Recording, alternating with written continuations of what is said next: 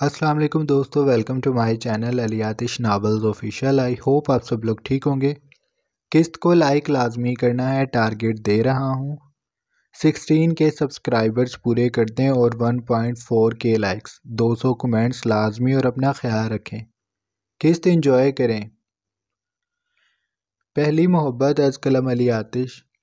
किस्त नंबर 119। सर्दी की गहरी चादर ओढ़े शाह हवेली पे फैली थी, चार जानिब खामोशी और सरसराती परवाही थी दूर इमारतों की। जर्द रोशनियां उदास लगती थीं और आसमान पे तारे चमक रहे थे। वो दोनों इस वक्त छत पे मौजूद थी। गर्म शाल को अच्छे से लपेटे वो दोनों धीमे कदमों से छत पे चल रही थी। शरीन इलाज का हाथ थाम रखा था। उन दोनों के एक एक हाथ में चाय के मग थे। शरीन ने अभी कुछ देर में जाना था, इसलिए लाज उसको जिद करके ऊपर ले आई थी। ऊपर सर्दी की गहरी छाप थी। श्री ने उसे नाराज़ी से कहा, मैंने तुम्हें बोला था कि ठंड हो रही होगी। लाज ने उसकी बात हवा में उड़ा दी और जवाब दिया, आप तो शाह ना बने, वो भी कहीं नहीं जाने देते। श्री ने चाय का घूंट लिया।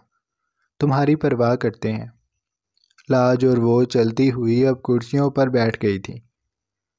आसमान पे तारे उन्हें जुगर जुगर करते देखने लगे और सरसराती हवा वैसे ही उनकी जुल्फों से छेड़छाड़ करती गुजर रही थी। दूर तक फैला शहर इस वक्त ऊँग रहा था। रात धीरे धीरे गहरी हो रही थी। मैं जानती हूँ आपी, मुझे उनका परवाह करना बहुत अच्छा लगता है। लाज ने कप लबों से लगाया। वो तो मुझे चाय भी नहीं पीने देते। उसने चाय का सिप लेकर बताया, अब भी बड़ी मुश्किल से मनाया था। कहते हैं दिन में एक बार, यानी सुबह बस। श्री मुस्कुरा दी। यही तो परवाह होती है। मोहब्बत का कमाल यही है, जिससे हो जाए दिल करता है उसे हमेशा पहले दिन जैसा देखें और रखा जाए। तुम्हें क्या लगता है, उन्हें दिखाई नहीं देता कि तुम बड़ी हो गई हो, लेकिन वो फिर भी तुम्हें वैसे ही रखना चाहते हैं जैसी तुम उन्हें मिली थी, लाउबाली और बेपरवाह। लाज ने सर हिलाया। लेकिन लोग पता नहीं क्यों खुश नहीं होते। जैसे मैं अगर कहीं बाहर कुछ करूं तो सब मुझे ताज्जुब से देखते हैं। सोचते होंगे मुन्नी काकी बनी रहती है। श्री उसकी बात पे सर झटक दिया। ऐसा वो सोचते हैं जिनके पास चाहने वालों की कमी हो। लाज, नखरे भी तभी किए जाते हैं जब नखरे उठाने वाले मयस्सर हों, और हमारे पास ऐसे लोग हैं। हमारे शोहर, दिन रात की तवज्जो, फिक्र, और वो भी ऐसी कि जिस्म में सनसनी दौड़ती है। मैंने कभी नहीं सोचा था कि ताख़ीर यूं खुशियां लाएगी। लाज के चेहरे पर उदासी सी फैली और श्री का रुख निखरा चेहरा देखने लगी। वो वक्त के साथ साथ प्यारी हो गई थी। प्यारी वो पहले भी थी, लेकिन अब तो यूं लगता था जैसे उसके हुस्न को चार चांद लग गए हों। गंदमी रंगत में हमेशा कशिश थी। उसकी आंखें दिलकश थीं। वो बस उनमें सुरमा लगाया करती थी और यूं लगता था जैसे वो आंखें अब कहीं और देखने का मौका ही नहीं देंगी। श्री का धीमा लहजा, उसकी तहम्मुल मिजाजी, सब कुछ हमेशा से खूबसूरत था, लेकिन अब वो कुछ और ही बन गई थी। सादगी और आजिज़ी अभी भी वैसी थी, लेकिन कबीर की मोहब्बत ने उसे हुस्न बना दिया था। लाज की यूं खामोशी से देखने पे श्री ने कहा, क्या हुआ? लाज उसी अंदाज से श्री को देखते हुए बोली, आप शाह को पसंद करती थी ना? श्री को झटका लगा। उसके हाथ में मौजूद मग एक पल को डगमगाया। निगाहें झुकीं। फिर जब वो उठी तो उनमें इकरार था। झूठ का क्या फ़ायदा, मोहब्बत थी तो माननी तो पड़ेगी। वो बस खामोश रही। लाज ने हाथ बढ़ाकर उसका हाथ थाम लिया। मैं बीच में आ गई ना आप दोनों के। अब की बार श्री को कुछ हुआ था। नहीं लाज, ये कैसी बातें कर रही हो? वो आगे को हुई। लाज के बिल्कुल बराबर में कुर्सी रखी। मग उसने मेज़ पे रख दिया था। बीच में तो मैं आ रही थी, तुम्हारी शादी शाह से उस वक्त हुई थी जब मैं यहाँ आई भी नहीं थी। हम तो बाद में आए हैं। और वो मेरे कज़न थे। एक अट्रैक्शन थी, सभी को होती है। ख़ानदान में एक ही कज़न हो तो अक्सर की तवज्जो का मरकज़ रहता है। ऐसे ही लड़कियों में भी होता है।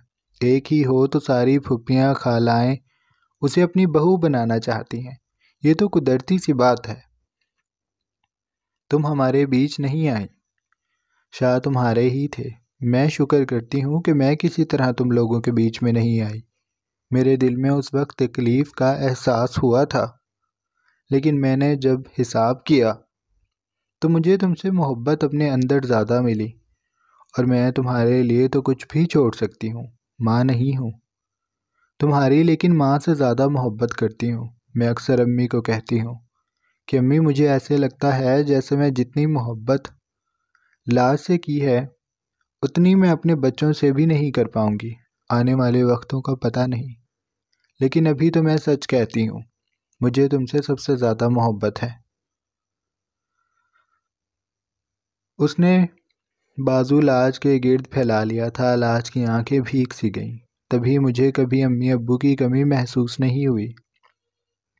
आप सबने मुझे बहुत प्यार दिया है और इसीलिए ये उल्टी सीधी हरकतें करती रहती हूँ, वरना जानती तो मैं भी हूँ कि अब मैं बड़ी हो गई हूँ। श्री ने उसका माथा चूमा। अच्छी बात है, ऐसी ही रहना।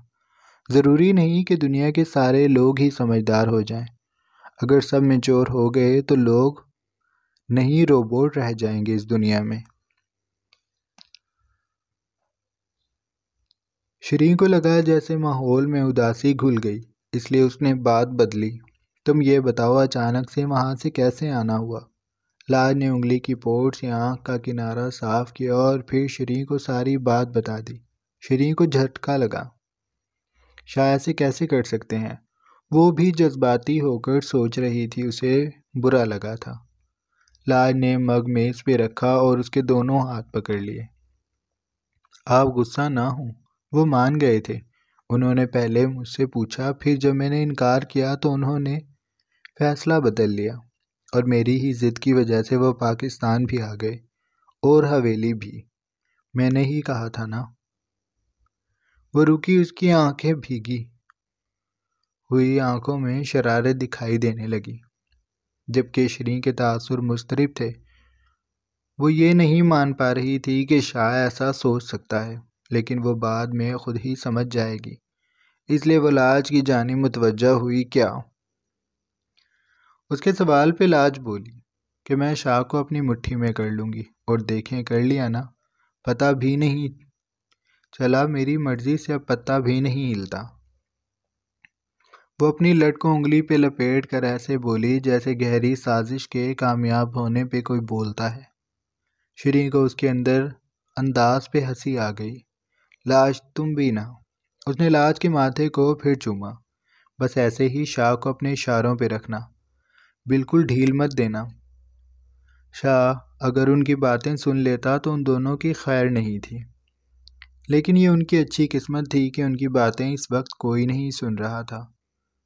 फिर कुछ देर बाद लाज ने कहा, आपकी साइम से बात हुई थी? श्री ने सर हिलाया। हाँ, हुई थी। वो भी बस परेशान लग रहा था मुझे। लाज को बेचैनी हुई। उसकी बात नहीं हुई थी साइम से, काफ़ी दिन हो गए थे। क्यों? श्री ने जवाब दिया, बस पढ़ाई में उलझा हुआ है। तुम जानती हो कितनी मुश्किल होती है ये साइंटिफिक पढ़ाई। लाज ने अफसोस से सर हिलाया। मैंने उसे कहा भी था कि 12 कर ली काफ़ी है। क्या करना आगे पढ़कर?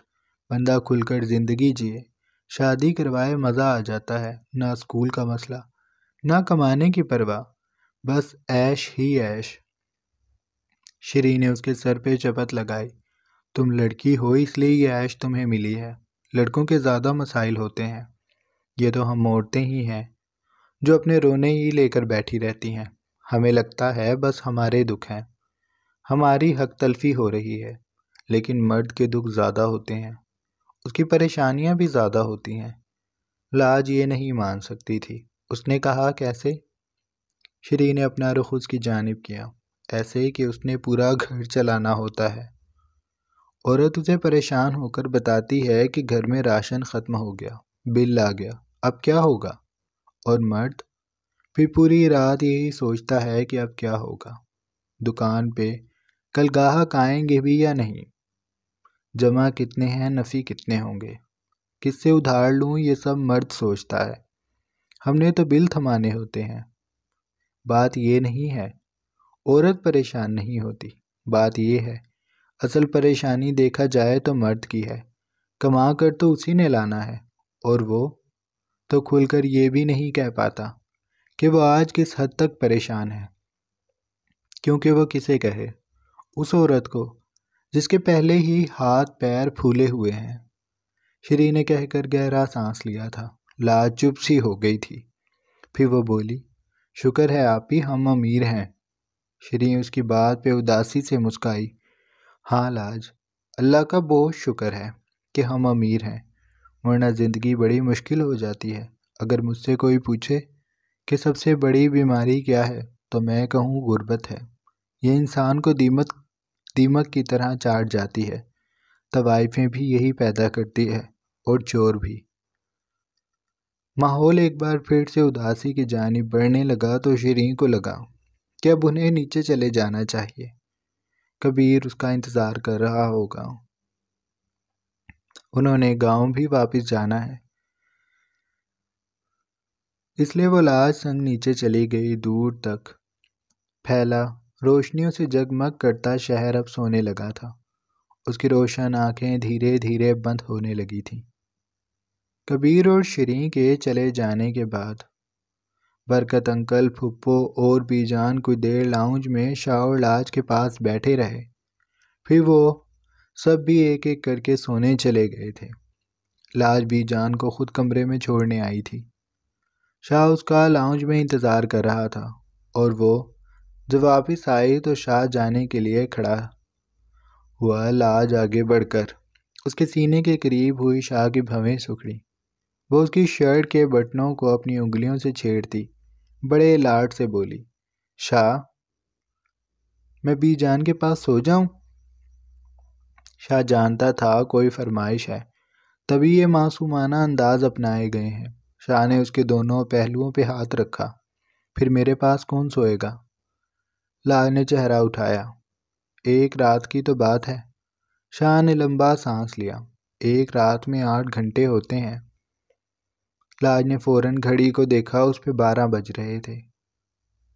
लेकिन अब तो 6 रह गए। शाह कुछ देर उसे देखता रहा। यानी तुम नहीं मानोगी। लाज ने उसके दोनों गालों पर अपने नाजुक हाथ रखे। मेरा दिल कर रहा है। शाह की आंखों में नाराज़ी सी दिखाई देने लगी। जैसा तुम्हें ठीक लगे, वो कहकर जाने लगा कि लाज जल्दी से उसके सीने से लग गई। नाराज़ होकर जाएंगे तो मुझे नींद भी नहीं आएगी। शाह ने उसकी बात पे कहा, नीम रजामंद हूँ। दिल कह भी रहा है जाने दो, लेकिन दिल मान भी नहीं रहा। 6 घंटे भी ज़्यादा होते हैं। लाज, मेरी पूरी रात बेचैन गुजरेगी। तुम्हें किसने कहा था कि मुझ में घुस घुस कर सोया करो? पूरा बेड छोड़कर तुम उसी तरफ आती हो जहाँ मैं होता हूँ। मुझे थोड़ी सी जगह पे लेट कर तुम्हें संभाल कर सोने की आदत हो रही है। अब मैं कैसे सोऊंगा? वो खासा बेबस था। लाज के असाब ढीले पड़ गए। मैं फिर नहीं जाती।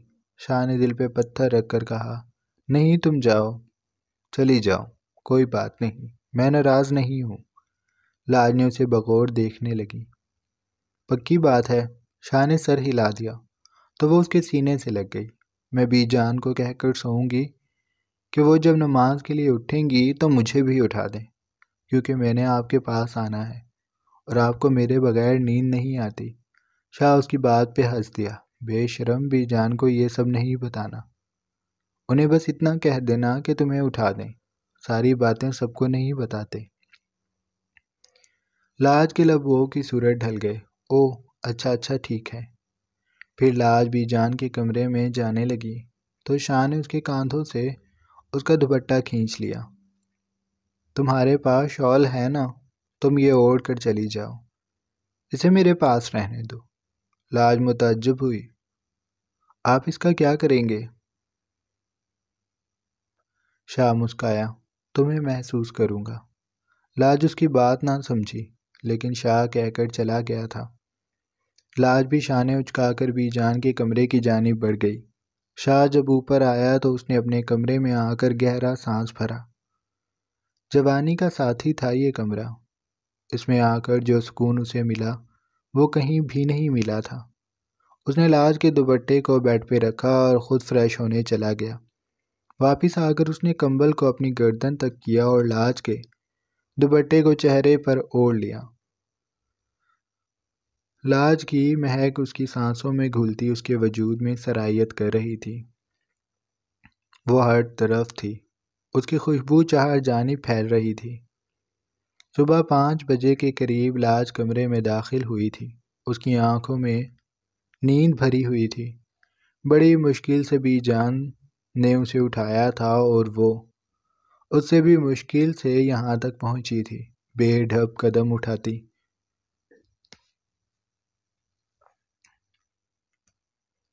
वो बेड के करीब आई और फिर बेड पर चढ़कर उसने कंबल एक तरफ किया और शाह जो दूसरी तरफ करवट लेकर लेटा था उसको बाजू से पकड़कर अपनी तरफ किया तो वो उठ गया। बंद आँखों से भी वो उसकी आमद को पहचान गया था। उसने लाज को अपने सीने में दबोचा और बाजुओं को उसके गिर्द हाइल कर लिया। मेरा सुकून। वो उसकी गर्दन में चेहरा छुपाता वहाँ लबों से लम्स देता भारी गंभीर आवाज़ में बोला था। लहजे में नींद का खुमार था और लाज तो वैसे ही उसके करीब होते ही सो चुकी थी। सर्दी का एहसास जो यहाँ तक आने में उसे महसूस हुआ था, अब वो शाह के वजूद की गरमाइश ने उसे ख़त्म कर दिया था। लाज के जिस्म की हड्डियों तक ने शाह की हिद्दत को महसूस किया था, लेकिन शाह का मूड बदल चुका था। वो धीरे से लाज के ऊपर आया तो लाज कसमसाई। वो उसके भार तले दब गई थी। शाह सोने आई हूँ आपके पास। उसने एहतजाज किया तो शाह खुमार से बहकती आवाज़ से बोला, तुम 5 घंटे सो चुकी हो, अब बाकी के 2-3 घंटे मेरे, फिर तो सुबह हो ही जाएगी। वो लाज के ट्राउज़र को सरकाने के बाद अपना हाथ उसकी कमज़ोरियों पे ले आया। शाह उसकी जसारत ने लाज के वजूद में करंट का काम किया था। फिर शाह नीचे को हुआ। उसका चेहरा जब लाज की कमज़ोर जान को छूने लगा तो लाज की टांगें गैर मामूली हद तक उठ गईं। शाह ने उन्हें घुटनों से थामा और वो लाज की भारी होती सांसों को सुनता शदीद लम्स उसकी कमज़ोरियों पर बखेरने लगा। कुछ ही देर में लाज बेचैन सी हो गई। उसने मुंतशिर होती आवाज़ से शाह को पुकारा, शाह शाह करें पर हर्ट मत कीजिएगा, आराम से। वो उसकी पिछली जसारत से खौफज़दा थी। बेफिक्र रहो, बहुत आहिस्तगी से।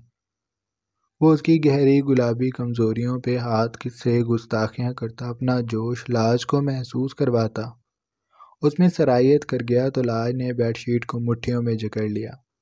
वो गर्दन को एक जानिब करती शाह की सांसों को सुन रही थी। शाह का चेहरा उसके कंधे पे था। वो वहाँ नर्म से लम्स दे रहा था।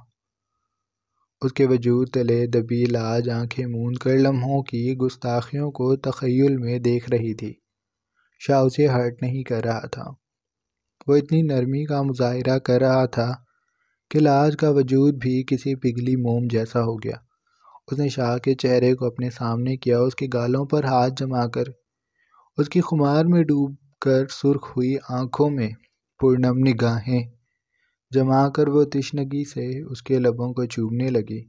शाह उसकी हरकत पर मुस्काया। फिर उसने लाज के निचले लब को अपने जुनून से मुतारिफ करवाना शुरू कर दिया था।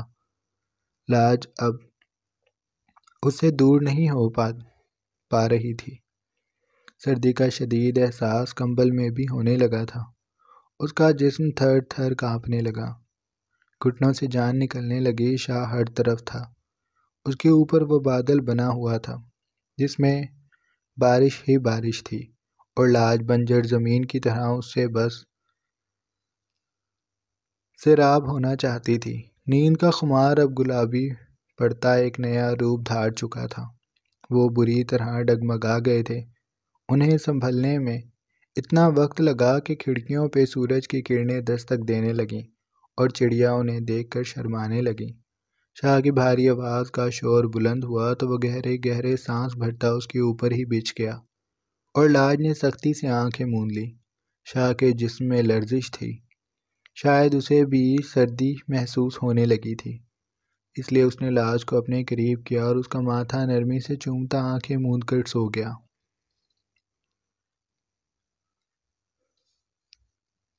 रेशमा के फ्लैट पे धूप की हिद्दत कम थी, लेकिन फिर भी वहाँ हब्स सा फैला था। उसकी आंखें सूजी हुई थीं और चेहरा बिल्कुल सपाट था। वो बहुत अरसे बाद किसी सिंगार बिना बैठी थी। चेहरा धुला हुआ था और झुर्रियाँ वाज़ेह हो रही थीं। वो सूजी हुई आंखों संग सामने बैठे शख्स को देख रही थी। मेज़ पे उसका जेवर रखा था, जिसे वो दानिया के पास रखवा कर जाती रही थी। काम छोटा है, लेकिन फिर भी मैं तुम्हें इतनी कीमत दे रही हूँ, गलती नहीं होनी चाहिए, उसने जैसे वार्न किया था। सामने बैठा शख्स गोल नकूश और पक्की रंगत वाला था।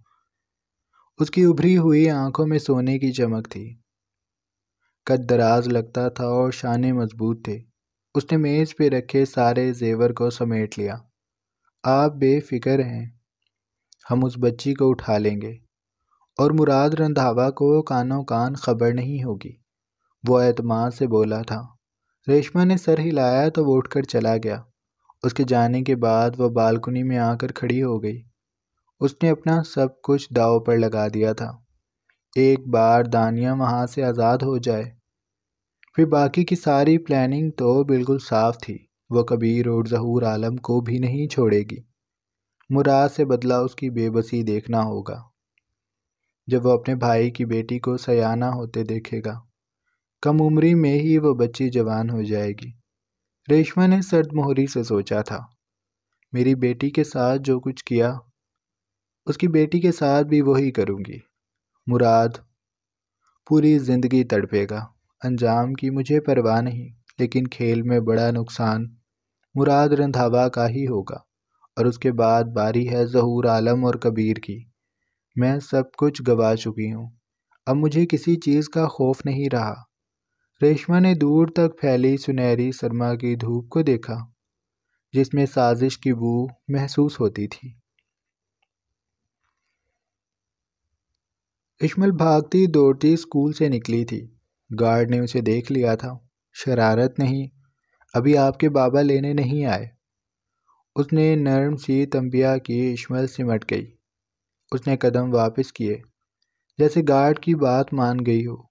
फिर चंद कदम वापस लेते ही जब गार्ड दूसरे बच्चों की जानिब मुतवज्जा हुआ, तो वह आहिस्तगी से स्कूल के वेटिंग एरिया से निकलकर सड़क पर पहुंच गई। वो अक्सर ये कारनामा सरअंजाम दिया करती थी। मुराद उसे डांटता तो कभी नहीं था, बस समझा दिया करता था। मुझे आपका वेट ऐसे सड़क पे करना अच्छा लगता है। मुराद उसकी कभी इस बात को समझ नहीं सका था, लेकिन वो उसे ये ज़रूर कहता था, आखिरी बार, आइंदा नहीं, वरना बाबा आप पर गुस्सा करेंगे और डांटेंगे भी। इश्मल उसके लाड से गले में बाहें डालकर उसके दोनों गालों को चूमती। अब भी गुस्सा करेंगे? मुराद उसकी शरारत भरी हरकतों पे हंस देता। अब तो बाबा सब कुछ भूल गए, मेरा बच्चा। वो उसकी गर्दन में चेहरा लाकर गुदगुदी करने लगता और इश्मल अगले चंद दिन उसकी बात मान जाने के बाद दोबारा वही सब करने लगती थी। आज भी वो स्कूल से बाहर सड़क पर आ गई थी।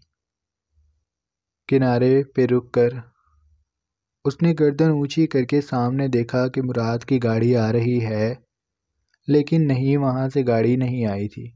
गाड़ी उसके उकब से आई थी और उसके पास रुक गए। इश्मल ठिठकी। वो पीछे को हुई थी। गाड़ी का शीशा नीचे हुआ। वहाँ से गोल नकूश, गहरी रंगत और उभरी हुई आंखों वाले शख्स ने बाहर झांका। उसके चेहरे पर अपनायत भरी मुस्कान थी। आप इश्मल हो ना? इश्मल का दिल तेज तेज धड़कने लगा। उसने इधर उधर देखना। जहाँ जाने का रास्ता उस शख्स के पीछे था, जो अब गाड़ी से बाहर आ गया था। जी, इश्मल मिनमिनाई। वो शख्स नीचे को एक घुटने के बल इश्मल के सामने बैठ गया। आपके बाबा ने आज मुझे लेने के लिए भेजा है। वो काम में मसरूफ़ हैं। इश्मल उसे बेयकीनी से देखने लगी। नहीं, उन्होंने कहा था कि वो कभी इतने मसरूफ़ नहीं होते कि मुझे ना लेने आए। उस शख्स की मुस्कान कम ना हुई। वो मुराद रंधावा को अच्छे से जानता था, इसलिए उसने कहा, तुम उनसे बात कर लो, मैं तुम्हारी उनसे बात करवा देता हूँ, फिर तुम्हें यकीन आ जाएगा। उसने अपना फ़ोन निकाल कर इश्मल के सामने किया तो इश्मल ने लरजते हाथों से फ़ोन कान से लगाया। वो चौंकी। दूसरी जानिब से मुराद ही की आवाज़ थी। बाबा? वो चहकी। हाँ बाबा का बेटा, अंकल को मैंने ही भेजा है। आप चले जाओ इनके साथ, मैं मसरूफ़ हूँ। बाबा आपको थोड़ी देर में आकर मिलते हैं। इश्मल के पास अब की बार इनकार का कोई जवाब नहीं था। उस शख्स ने फ़ोन लिया और फिर इश्मल का हाथ पकड़कर वो उसे गाड़ी की पैसेंजर सीट पर बिठाकर स्कूल से दूर ले गया था। जारी है। तो जनाब, ये थी हमारी आज की एपिसोड। आई होप आपको अच्छी लगी होगी। अगर आपको किस्त अच्छी लगी है तो आप चैनल को लाजमी सब्सक्राइब कर लें, बेल आइकन के बटन को भी प्रेस कर लें ताकि नई आने वाली वीडियोस आपको मिलती रहें। अपना ढेर सारा ख्याल रखिएगा। बहुत जल्द एक नई किस्त के साथ हाजिर होंगे। अल्लाह हाफिज़।